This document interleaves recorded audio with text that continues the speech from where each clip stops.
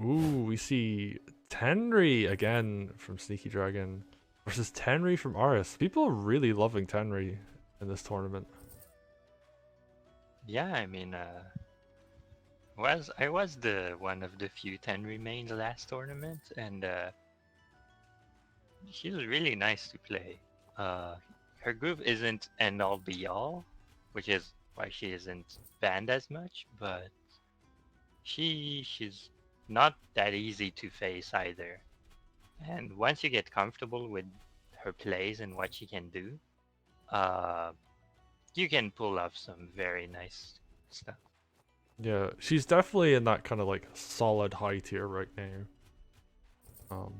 Where she isn't too strong, but she's strong enough, and if you know how to play her, and depending on the map and the situation, ooh, she's gonna get groove. And here we see something that happened in the last set where the sword goes for that capture, gets killed by this sword and commander, Yep, and but it really delays the commander's tempo basically. Arya doing something very interesting here, ooh, that kind yeah, of to counteract this economy harass. And now, because of that sword crit, you usually like take one or two more turns before healing, but Arya's gonna be able to heal the turn right afterwards, which is really nice. oh, and even lines up that sword crit at the end there as well. That's Yeah. really cool. Sadly, going to be quite far behind on groove. The sneaky's going to be sitting at a nice like 80%, I think, right now. Yeah, 75. but So definitely ahead on tempo and pressure, I'd say. Although that dragon might change something about that. yeah, oh, this is a very sneaky dragon play, isn't it? Like skips a barracks build to get that dragon out too. So Yep, I think he tends to do that a lot. He's like, this this dragon is worth more than one sword. And we see Mage Witch from Arya, the kind of classic response when you don't go for dragon yourself. And I'd say the Witch scales a little better into the late game if you reach that point. So Arya may be committing to a more late game army composition.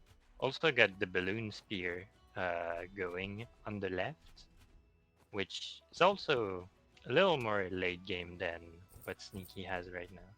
He does have his own balloon spear, but they combine with the witch really well. oh, I like this though.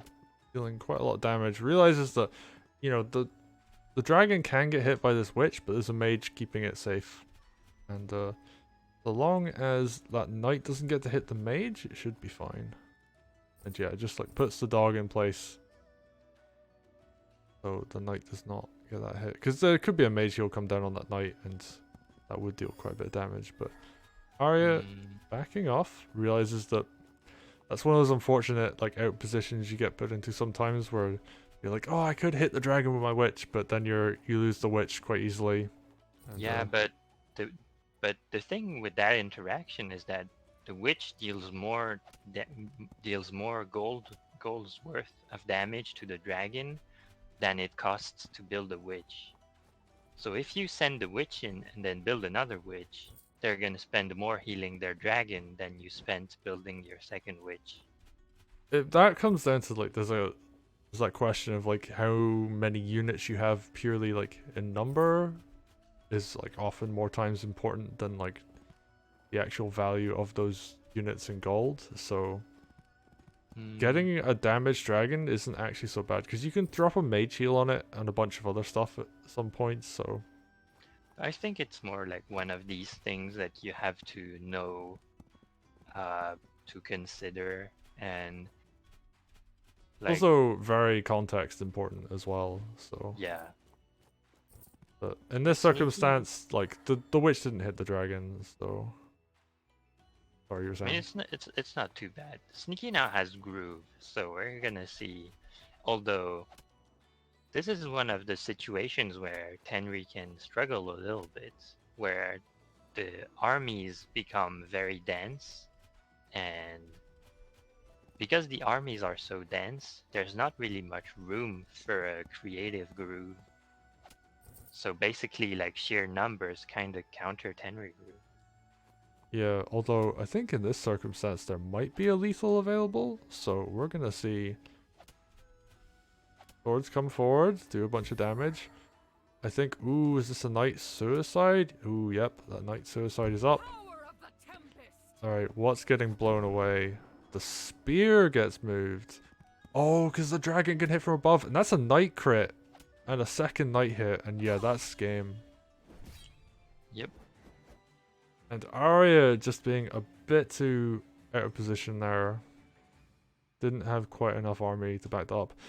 And you were saying in, like, you know, I think I agree with that as well. Like, Tenri Groove, once you get, like, bigger and bigger numbers in the army, is less impactful, because you're only picking off one unit.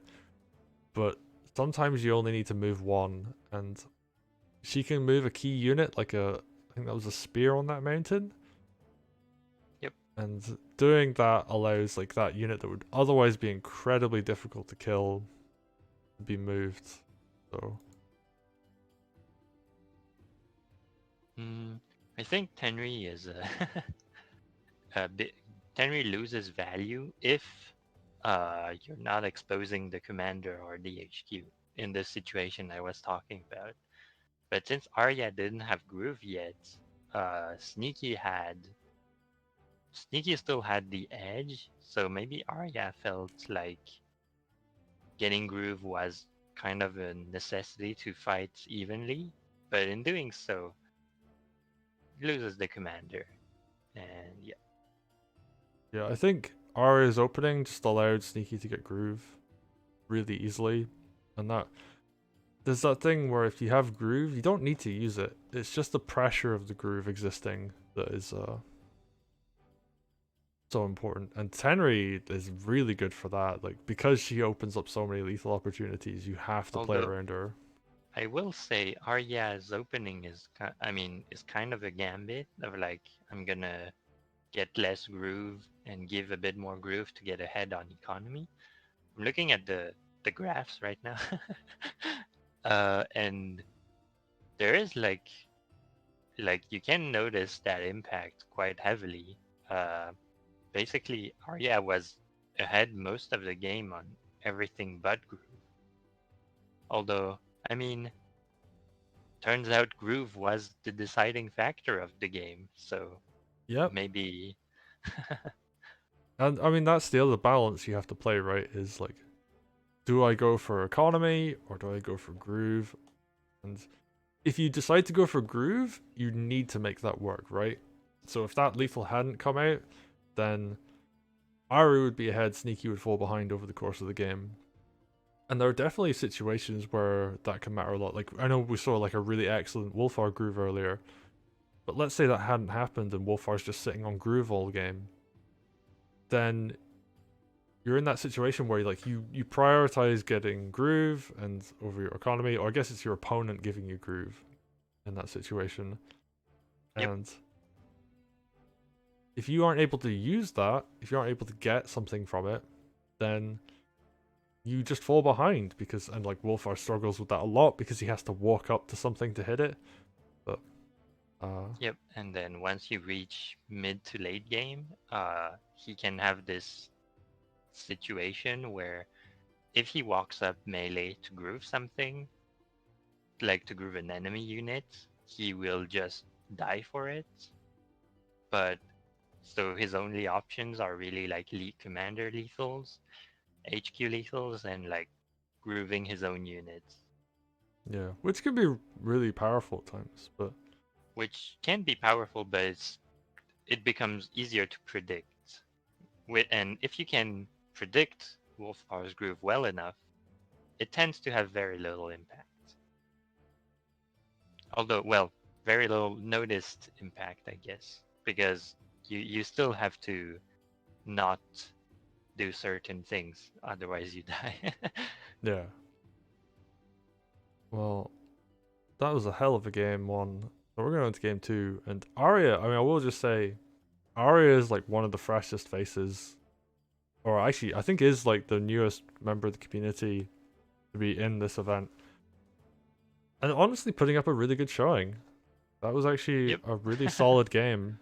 Actually, for the just an anecdotic thing, we were practicing with Sneaky, and we were discussing our matchups, and I was the one who told him that Arya is Arya is very new, but not to be underestimated.